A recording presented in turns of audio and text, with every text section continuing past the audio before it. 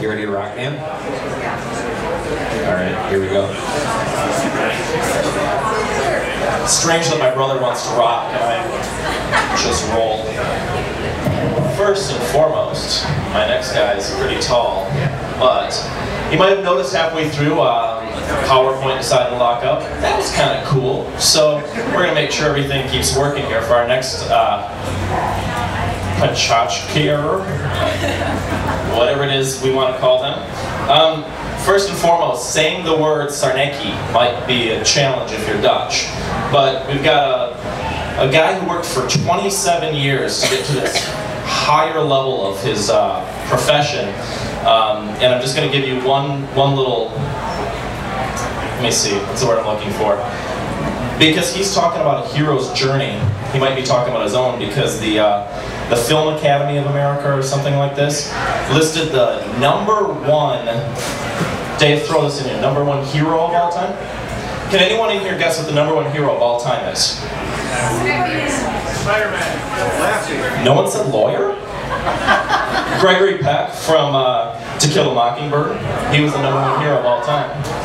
So that has nothing to do with David Sarnacki, but I thought I'd share that. Actually, David is going to share the hero's journey with us. It's kind of a little anatomy of a movie. So everybody, David.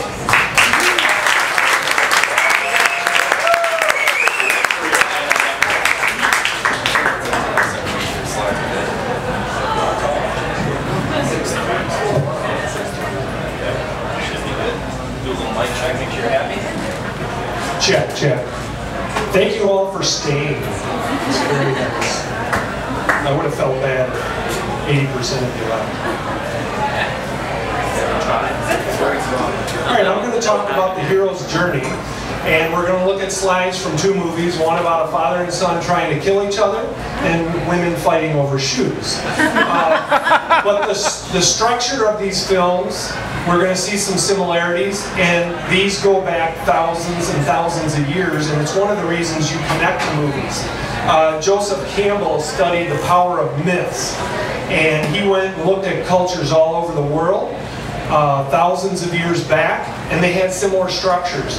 Christopher Vogler worked at Disney, and he translated that to put into the language of movies. And he's one of the guys who was called in to fix The Lion King before The Lion King actually came out. They found problems on how they were going to present the movie. This hero's journey involves signs that point in the direction of where the story is headed, and we can see where the hero is in the story, where the hero is going, and we're going to take a look at those signs along the way. When we meet the hero in the ordinary world. It's the normal situation, normal environment. It's the before picture. Later, at the end, we'll see an after picture, and that's where the contrast will be. The hero doesn't fit in some way, and we connect to the hero because of the disconnect that they have with their life. They don't feel that they fit in some way. Then there's a call to adventure, and the seeds for change have been planted. There's something dramatic that happens that is telling this person, you have the opportunity to take your life in a different direction. And the call to adventure is something that's present to get the movie going. Then initially, the hero has some reluctance. There's the fear of the unknown. I don't know if I can do it. I don't know if I'm ready. So there's a refusal of the call. But it wouldn't be a movie if that's where it ended. So the movie continues.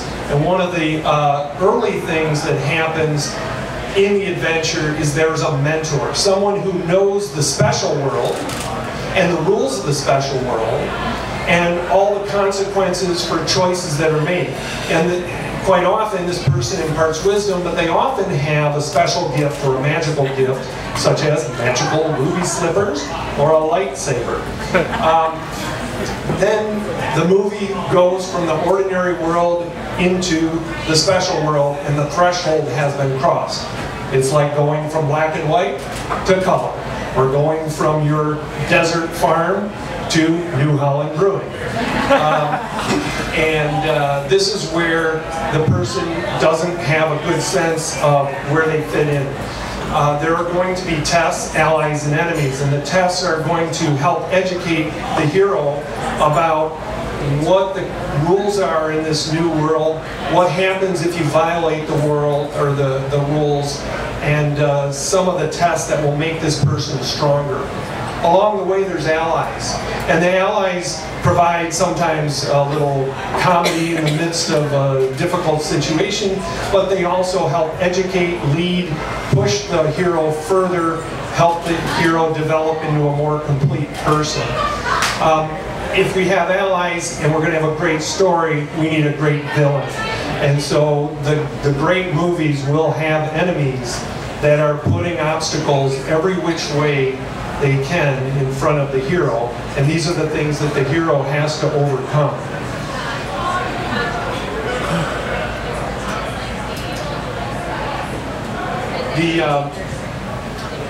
There's going to be an important battle, and it's going to take place on the turf that the enemy controls. But before they get to that battle or test, there is the approach to the inmost cave. And this is where there's preparations being made, there's feelings of tension and conflict developing, and then you have the supreme ordeal where you have a life or death situation, and the hero is tinkering on the brink, and we don't know what's going to happen, and often there's a sense that the hero has died, only to be resurrected from the garbage dump. After you have survived the ordeal, you're entitled to seize the treasure or the reward. And sometimes it's called seizing the sword, taking the magic broomstick. Sometimes it's getting the plan. Sometimes it's gaining wisdom of some kind that you will be able to take back to the ordinary world. But once you seize that treasure or reward, you have a new challenge. Your adventure is not over. There's usually a chase on the way back. And if it's not a chase, there's some other obstacle that's going to prevent you from getting back to the ordinary world. And so this is where you're put to the final test. Have you really learned everything on your journey that you need to learn? And if you prove that you have learned everything, then you go through a transformation and you have your resurrection and become the new person who has mastered what you need to master in the special world so that you can go benefit the ordinary world. Then you bring it back to the ordinary world and you may explain that now you understand there's no place like home. Or you just get you get your medal at the end of the ceremony. But this is where you've returned and you've brought back a tangible item or maybe just wisdom and experience back to the ordinary world. So we've come full circle where we started with the before picture of someone who didn't fit in, and we end up with the after picture of someone who's a more complete person, and that has transformed them into a hero. And we have the father and son fighting, and the women fighting over shoes. So if you think about this, it's useful for storytelling and writing, but it's also useful in understanding your life. Throughout your life, you're called to adventures, and you have the opportunity to take that adventure, like present at a future PK night. Everything that you've gone through, all the tests and all the allies that you've developed, the mentor has prepared you for what you have in store in your life, and you have the power to change the world. You all are the heroes of your own stories. Thank you.